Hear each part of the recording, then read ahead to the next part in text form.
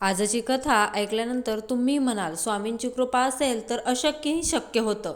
एक भक्त रोज मनोभावे श्री स्वामी समर्थ, श्री स्वामी समर्थ असा जप करत असे. पण त्याच्या आयुष्यात सगळं उलटं चाललं होतं.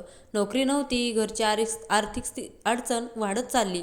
एके दिवशी तो मनातून नाराज होऊन म्हणाला, स्वामी माझ्याकडे काहीच उरलं नाही, आता तुमचाच आधार. त्या रात्री त्याला एक स्वप्न पडलं. स्वामी त्याच्याकडे पाहत असतात आणि म्हणतात, अरे बाळा, तुझी परीक्षा संपली, उद्या सूर्य उगवेल तसा तुझा नशीबही उगवेल. भक्त सकाळी उठतो तर त्याच्या मोबाईलवर एक मेसेज, जुनी अर्ज केलेली नोकरी सिलेक्टेड झाल्याचा. आणि त्याला कळलं, स्वामी जेव्हा देतात ना, अगदी अचानक देतात, पण मोठंच देतात.